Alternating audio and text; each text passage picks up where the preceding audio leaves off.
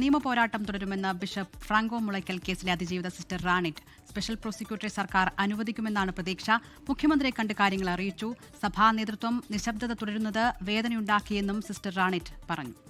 ഞാൻ ഒരു public special പ്രോസിക്യൂട്ടറെയാണ് ഞാൻ കൂടുതലായി ആവശ്യപ്പെടുന്നത്. അതും സർക്കാർ നിരസിക്കില്ലെന്ന് ഞാൻ കരുതുന്നു. ഞാൻ നേരിട്ട് കണ്ടപ്പോഴേ മുഖ്യമന്ത്രി കൊടുത്ത ആപ്ലിക്കേഷൻ നന്നായി വായിച്ചു. വേണ്ടത് ചെയ്യാം, പരിഗണിക്കാം, നോക്കാം എന്നുള്ള ഒരു വാക്ക്. മരിക്കോളം മുന്നോട്ട് തന്നെ പോകുമല്ലോ. സഭാ നേതൃത്വത്തിന് ഇതിൻ്റെ അകത്തേക്ക് കൊണ്ടുവരേണ്ട. അവരുടെ നിശബ്ദതയാണ് നമ്മളെ വേദനിപ്പിക്കുന്നത്.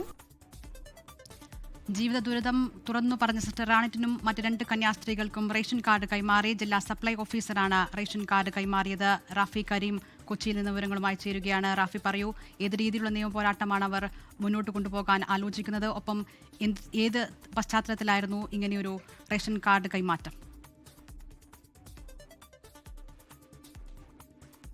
പീഡന പരാതിയെ തുടർന്നുള്ള അതിജീവിതമാർക്കാണ് ഇപ്പോൾ അവരുടെ ദുരിതാവസ്ഥ മനസ്സിലാക്കിക്കൊണ്ട് മന്ത്രി ജി.ആർ. അനിൽ ഇടപെട്ട് റേഷൻ കാർഡുകൾ വിതരണം ചെയ്തിരിക്കുന്നത്. ജില്ലാ റേഷൻ ഓഫീസർ നേരിട്ടെത്തിയാണ് ഇന്ന് ഇവർക്ക് റേഷൻ കാർഡുകൾ വിതരണം ചെയ്തത്. നേരത്തെ തന്നെ ഇവർ നേരിടുന്ന വലിയ പ്രതിസന്ധി തുറന്നു പറഞ്ഞിരുന്നു. അതിൽ ഏറ്റവും പ്രധാനപ്പെട്ടത് ഇവർക്ക് ലഭിച്ചുകൊണ്ടിരുന്ന ശമ്പളം, ഒപ്പം തന്നെ ഇവരുടെ നിത്യച്ചെലവിന് മറ്റുമായി ഉണ്ടായിരുന്ന ഒന്നും തന്നെ ഇല്ലാത്തൊരവസ്ഥ ഇവർക്കുണ്ടായിരുന്നു. റേഷൻ കാർഡ് പോലും ഇല്ലാത്ത ഒരവസ്ഥ ഇവർക്കുണ്ടായിരുന്നു.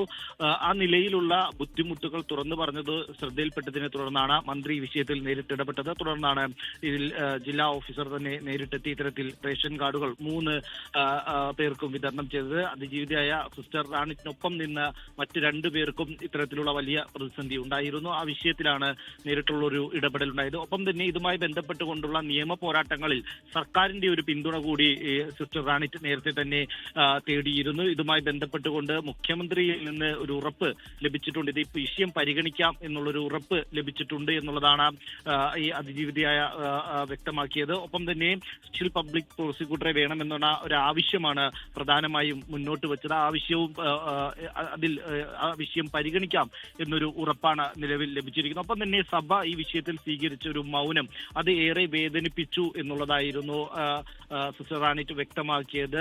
സഭയ്ക്ക് ഈ വിഷയത്തിൽ ഏതെങ്കിലും തരത്തിൽ നിലപാടുകൾ എടുക്കാമായിരുന്നു, എന്നാൽ മൗനം സ്വീകരിച്ചു. ആ മൗനം ഏറെ വേദനിപ്പിച്ചു. ഇനി സ്പെഷ്യൽ പബ്ലിക് പ്രോസിക്യൂട്ടറെ ലഭിച്ചാലും ഇല്ലെങ്കിലും തന്റെ നിയമ പോരാട്ടം തുടരും എന്നുള്ളതാണ് സിസ്റ്റർ റാണിറ്റ് വ്യക്തമാക്കിയത്. ഈ കേസിൽ കോട്ടയത്തെ കോടതിയുടെ വിധിയുമായി ബന്ധപ്പെട്ട് ഹൈക്കോടതിയിലാണ് നിലവിൽ ഈ ഹർജി നിലവിലുള്ളത്. ഇതുമായി ബന്ധപ്പെട്ട് നിയമ പോരാട്ടങ്ങൾക്ക് വേണ്ടി വലിയ സഹായം വേണമെന്നാണ് സർക്കാരിനോട് ആവശ്യപ്പെട്ടിരിക്കുന്നത്. ശരി, റാഫി കരീം കൊച്ചിയിൽ നിന്ന് വിവരങ്ങൾ നൽകിയത്.